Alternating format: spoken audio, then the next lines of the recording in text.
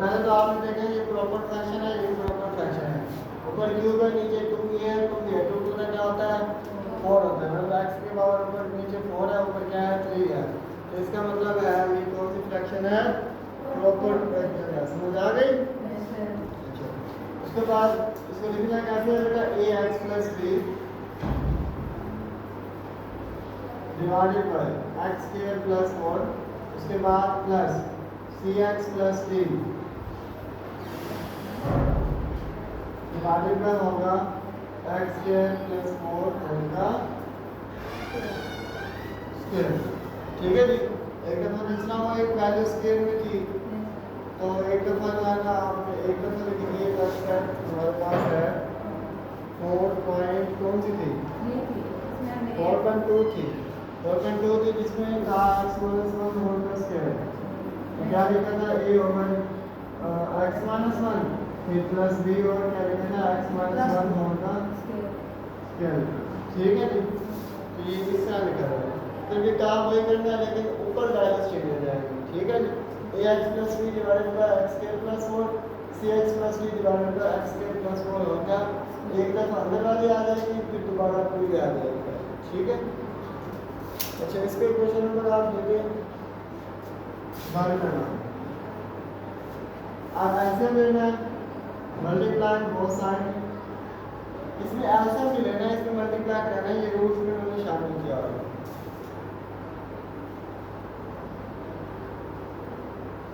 क्योंकि नीचे वाली वैल्यू तो b पर हमने खत्म कर दी है।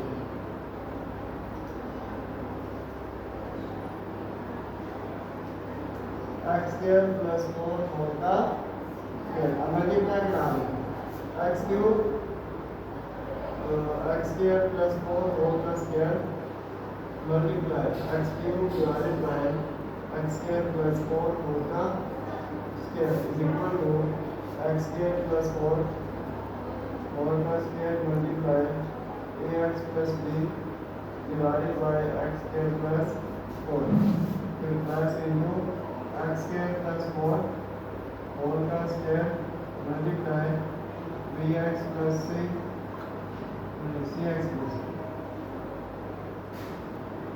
डिवाइडेड बाय x² + 4 होगा। ठीक है बेटा, तो तक क्लियर है? नहीं है। अब ये देखिए बेटा, ये पूरी जो वैल्यू है उस पूरी वैल्यू से क्या हो जाएगी, कैंसिल हो जाएगी। ये इससे कैंसिल हो जाएगी, x² + 4 स्क्वायर से कैंसिल हो जाएगा, ये टोटल वैल्यू कैंसिल हो जाएगी। ठीक है। अब वैल्यू क्या बचेगी, x³ is equal to x² + 4 into ax + b plus cx + d। ठीक है, इतना क्लियर है? अब इसको आप इक्वेशन का नाम दें ना दें ये हमारी जरूरत नहीं है, जरूरत के मुताबिक नहीं है। क्योंकि नीचे जो है ना वैल्यू सिंगल होती तो हम कर लेंगे कि नीचे वाले सिंगल भी कोई नहीं है। ठीक है, वैसे इसको नाम आप दे दें क्योंकि आगे सवाल में नाम देना पड़ेगा। अब दोबारा मतलब मल्टीप्लाई करा दें, x² ax से मल्टीप्लाई होगा तो ax का क्यूब आ जाएगा। x² जब b से मल्टीप्लाई होगा तो क्या आ जाएगा, प्लस bx का स्क्वायर। 4 जब ax से मल्टीप्लाई होगा तो प्लस 4ax हो जाएगा। 4 जब b से मल्टीप्लाई होगा तो क्या हो जाएगा, plus 4b plus cx plus क्या हो जाएगा d। ये इक्वेशन नंबर क्या होगी हमारी 3। अब हमने यूज इक्वेशन नंबर 3 करनी है। ठीक है, क्योंकि अब हमने सिर्फ और सिर्फ कोएफिशिएंट लेने हैं, कोएफिशिएंट लेने हैं किसके। और इसमें सबसे बड़ी वेरिएबल कौन सा है, x³ में a है, a वेरिएबल है। मैंने वेरिएबल पूछा, मैंने वेरिएबल के साथ जो कोएफिशिएंट है वो नहीं पूछा। वेरिएबल सबसे बड़ा कौन सा है, x³ सबसे बड़ा वेरिएबल है। तो आपने क्या करना है, taking coefficient of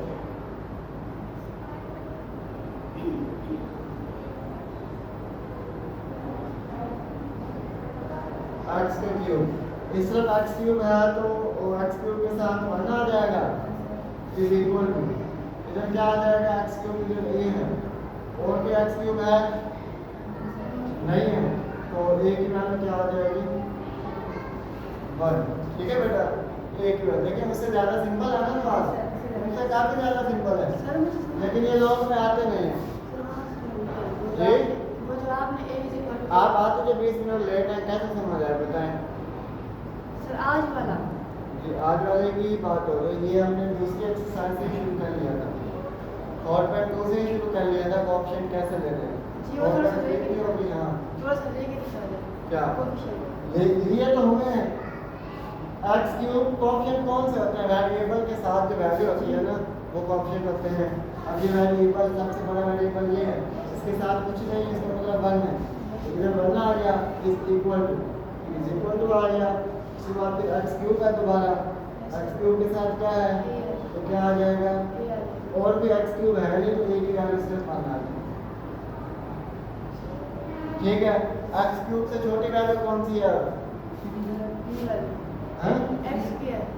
x square B वाली बेटा आप एक्स स्क्वायर बताएं बी वाली क्यों बताती हैं देख काम की आपको आप दूसरे बताती हैं जब आपको बी वाली कौन सी है बी वाली कौन सी है बोले बी वाली कोई भी नहीं है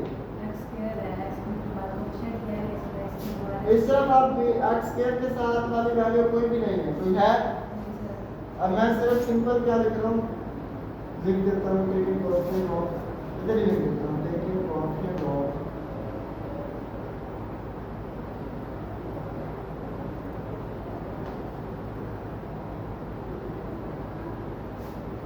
एक्स का स्क्वायर अब इस तरफ कोई एक्स स्क्वायर नहीं है तो उसकी जगह 0 आ जाएगा इस तरफ एक्स स्क्वायर सिर्फ b के साथ है क्या आ जाएगा b तो b की वैल्यू क्या आ गई 0 आ गई ठीक है एक्स स्क्वायर के बाद क्या आता है x आता है तो अब आप लिखते हैं टेकिंग कोएफिशिएंट ऑफ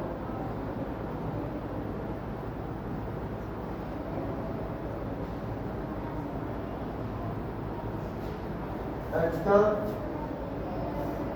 ये कोएफिशिएंट ऑफ x इस तरफ कोई x नहीं है इस तरफ 0 आ जाएगा इस तरफ x है क्या है इज इक्वल टू 4a है उसके बाद x के साथ c है प्लस c आ जाएगा a की वैल्यू आई हुई है पहले से a की जगह आप 1 डाल दें तो 0 is equal to 4 into 1 plus c 4 1 का 4 हो जाएगा 0 is equal to 4 plus c 4 plus और इधर आके क्या हो जाएगा तो c is equal to minus 4 हो जाएगा अब हमारे पास वैल्यू आएगी a की तो आप x तो आ गया x के बाद ये x एक लास्ट वेरिएबल होती है मतलब इसके ऊपर सिर्फ जो वो होता है पावर 1 होती है x के ऊपर जो पावर होती है वो क्या होती है 1 होती है लेकिन जो है ना x के बाद फिर क्या आएंगे हमारे पास कांस्टेंट टर्म आएंगे कौन सी कांस्टेंट टर्म आएंगे तो आपने क्या करना है कांस्टेंट टर्म उसके ले लेना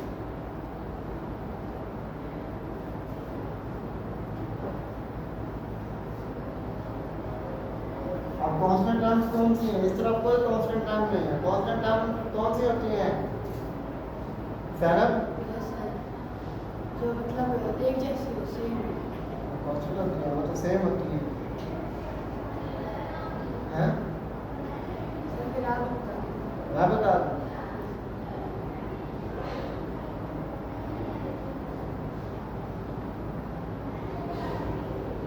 कांस्टेंट टर्म्स होती हैं जिसमें वेरिएबल नहीं होता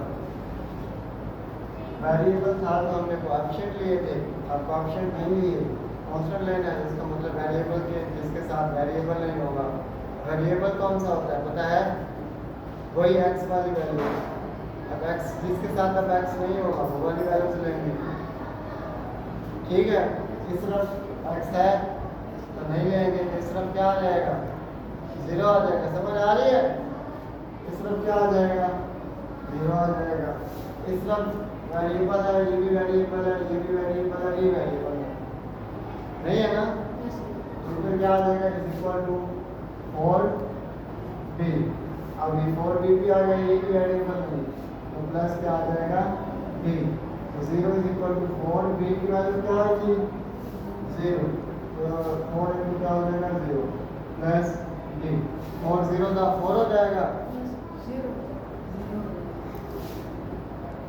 एक्टिव कैसे हुई है 0 प्लस डी, तो 0 के साथ डी प्लस होगा तो डी इक्वल टू क्या हो जाएगा, ये डी की वैल्यू। ठीक है बेटा, अब पुट करने का तरीकाकार भी समझ लो, ठीक है जी, क्योंकि पहले तो आप पुट कर लेते थे, पुट करते भी होते हैं वैल्यूज के लिए नहीं।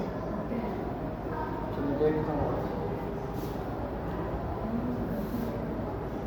देखिए आप वही क्वेश्चन आप लिख रहे हो, पुट की वैल्यू हो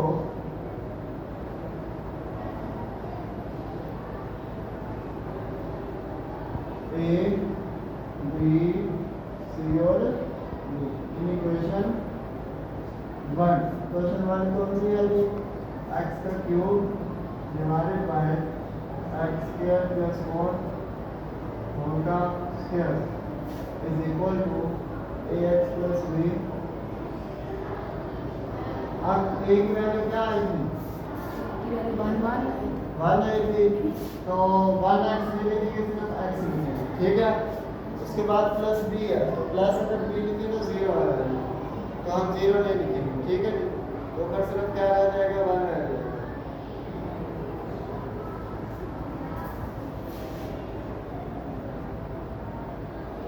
इतने अक्ल के अंदर हैं, फिर आप नॉलेज तो सही, जो हमें समझ नहीं है ये आप समझा दें। ए एक्स प्लस बी आ गया divided by x square plus और आ गया फिर प्लस सी एक्स प्लस डी,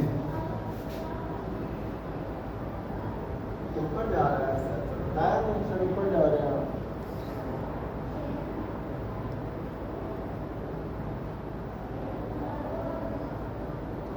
अब है बी एक्स सी एक्स प्लस डी, सी की वैल्यू क्या है 4 है, तो 4x आ जाएगा प्लस